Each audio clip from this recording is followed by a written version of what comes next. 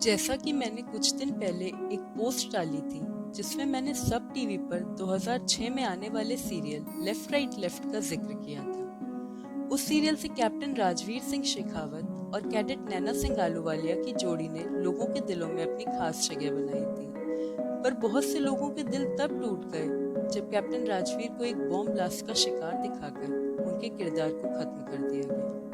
इतनी अच्छी जोड़ी का ऐसा अंत बहुतों को नागवार गुजरा, पर कोई कर भी क्या सकता था। खैर, ये तो बीते दिनों की बातें हो गई, पर इतने सालों बाद भी कभी कभी मन में आ ही जाता है कि इतनी अच्छी जोड़ी का एंड ऐसा नहीं होना चाहिए था। इसलिए मैंने अपने चैनल पर इनकी जोड़ी की कहानी को अपने नजरिए से आगे बढ़ाया है। मेरी कहानी सीरियल के एपिसोड 208 के बाद से शुरू होगी, जहां पर कैप्टन राजवीर का एक्सीडेंट हो गया था और उनके किरदार को खत्म कर दिया गया था।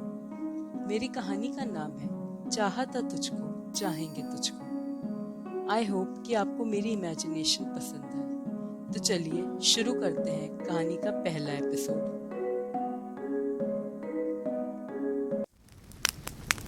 आग की लपटों में झुलसती कैप्टन राजवीर की जीप शायद पूजा, आलेख, यूडी, अली, हुड्डा और नैना की जिंदगी का सबसे भयानक नजारा था।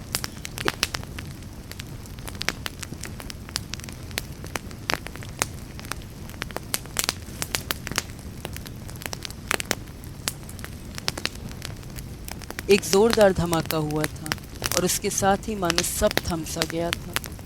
कैप्टन राजवीर सिंह शेखावत की जीप ब्लास्ट हो चुकी थी। उस ब्लास्ट ने नैना को सन्न कर दिया था। एक पल में उसकी आंखों के सामने राजवीर से हुई पहली मुलाकात से लेकर उनके साथ बिताया हर पल गुजर गया था। तभी एक बार फिर उस धमाके की आवाज दोबारा से उसके कानों में गूंज गई, जिससे उसकी चीख निकल गई और वो अपनी सोच से बाहर आ गई। होश में आते ही नैना राजवीर राजवीर पुकारते हुए बिना सोचे समझे खाई की तरफ भागने लगी। उसे ऐसे हाल में देखकर उसके दोस्त उसे रोकने की कोशिश करने लगे, पर वो उस वक्त एकदम बेकाबू थी।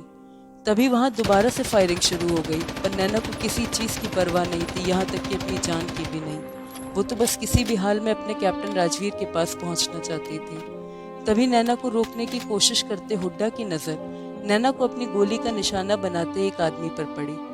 उसने बिना वक्त गवाए नैना को पीछे से ढक लिया और लगातार एक के बाद एक 3 गोलियां उसे आकर लगी और वो वहीं गिर पड़ा।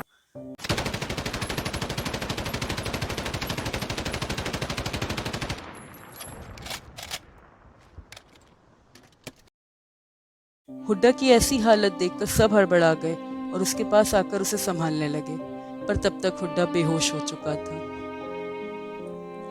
जैसे तैसे करके आलेख और अली हुड्डा को एकेडमी में ले आए। वहीं पूजा और यूडी अपनी सुध-बुध खो बैठी नैना को भी संभालते हुए एकेडमी में वापस ले आए।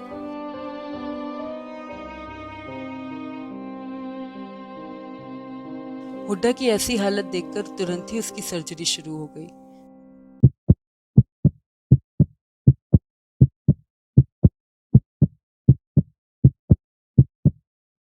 चारों तरफ अफरा तफरी थी, पर सबसे बड़ा शून्य राजवीर की गैर मौजूदगी ने पैदा किया था। एक तरफ हुड्डा की सर्जरी चल रही थी, वहीं नैना की हालत भी ठीक नहीं थी। पूजा उसे लेकर रूम में आ गई थी और गुमसुम बैठी नैना के सर पर हाथ फेरने लगी और भरे गले से बोली, नैना, खुद को संभाल।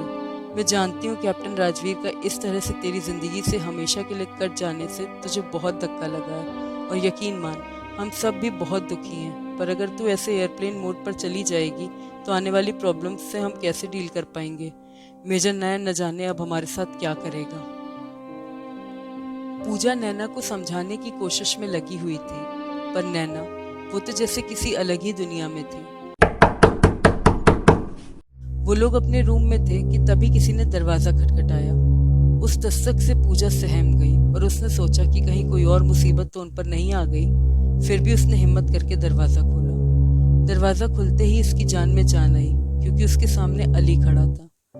अली ने एक नजर कमरे में गुमसुम बैठी नैना पर डाली और कहा, हुड्डा भाई की सर्जरी कामयाब रही, अब वो खतरे से बाहर है। अली की बात सुनकर पूजा के चेहरे पर एक सुकून की मुस्कान आई और जिन आंसुओं को उसने रोक रखा था उन्होंने उसकी आंखों से अपना रास्ता बना ही लिया। पूजा भागते हुए नैना के पास आई और बोली, नैना, सुना तूने? हुड्डा खतरे से बाहर है, वो ठीक है।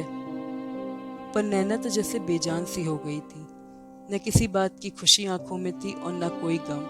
अगर था तो बस एक खालीपन। उसकी हालत सभी समझ रहे थे, पर कोई चाहकर भी कुछ नहीं कर पा रहा था। अंधेरा हो गया था और लाइट्स आउट का भी टाइम हो गया था। हर तरफ सन्नाटा छाया हुआ था। कमरे में पूजा सो चुकी थी, पर नैना, उसकी आंखों से तो नींद कोसों दूर थी। उसकी आंखों में एक सूनापन था। नैना कमरे से बाहर निकली। बाहर कॉरिडोर में कोई नहीं था। उसके कदम खुद ब खुद बढ़ने लगे। वो बस चलती जा रही थी। अचानक उसके कदम कैप्टन राजवीर के कमरे के आगे रुक गए। आज कैप्टन राजवीर के कमरे की तलाशी ली गई थी, इस वजह से उनका कमरा लॉक नहीं था। नैना धीरे धीरे कमरे की तरफ बढ़ने लगी। जैसे ही उसने कमरे में कदम रखा, राजवीर की यादों की खुशबू उसके चेहरे को छूकर चली गई। दीवारों पर टंगी तस्वीरें, मेज पर रखी डायरी और वो कुर्सी जिस पर राजवीर अक्सर बैठा करता था, हर चीज उस इंसान की गवाही दे रही थी जो उस कमरे में कभी जिया करता था। नैना ने चुपचाप साइड टेबल पर रखी राजवीर की तस्वीर उठाई और उसे जमीन पर लेकर बैठ गई। कुछ लम्हों तक उसे सिर्फ अपनी सांसों की आवाज सुनाई दी। इतने वक्त से जो आंसू सूखे हुए थे, आज राजवीर की तस्वीर के सामने बहने से खुद को रोक नहीं पाए और छलकने लगे।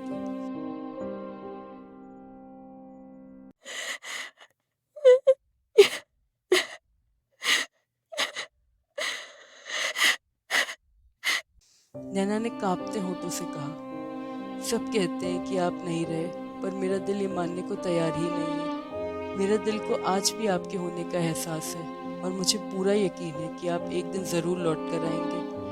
अफसोस तो सिर्फ इस बात का है कि मैं आपको कभी ये बता ही नहीं सकी कि मैं आपसे कितना प्यार करती हूँ। किसी के चले जाने के बाद ही उसकी अहमियत समझ में आती है और आज मुझे महसूस हो रहा है कि आप मेरे लिए क्या थे। आज ऐसा लग रहा है जैसे मेरी जिंदगी से जिंदगी ही चली गई हो। पर तभी उसे अपने अंदर एक अलग सा विश्वास महसूस हुआ, मानो राजवीर की तस्वीर उसे हमेशा की तरह भटकने से रोक रही हो, जैसे कि कैप्टन राजवीर रोका करते थे।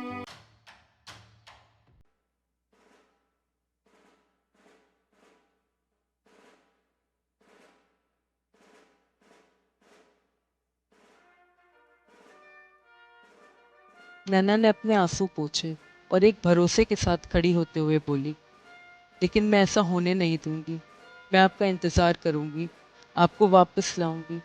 आज से आपके सपने, आपके फ़र्ज़ मेरी ज़िंदगी का मकसद हैं। आप मुझे एक आर्मी ऑफिसर के रूप में देखना चाहते थे ना, तो मैं बनूंगी। आपका और भैया का सम्मान फिर से हासिल करूंगी। आपकी हर जिम्मेदारी अब मेरी है, जिसे मैं पूरी निष्ठा से निभाऊंगी, क्योंकि मैं नहीं चाहती कि जब आप लौटें तो आपको मुझसे कोई शिकायत हो। ये वादा रहा। नैना के उस दुख में भी एक संकल्प जन्म ले रहा था। अब वो टूटना नहीं चाहती थी। अब वो खुद को राजवीर के सपनों का हिस्सा बनाना चाहती थी। नैना ने राजवीर की तस्वीर को वापस टेबल पर रखा और कुछ पल बाद वो कमरे से बाहर निकल गई। पीछे रह गई तो बस एक तस्वीर और एक अधूरी मोहब्बत।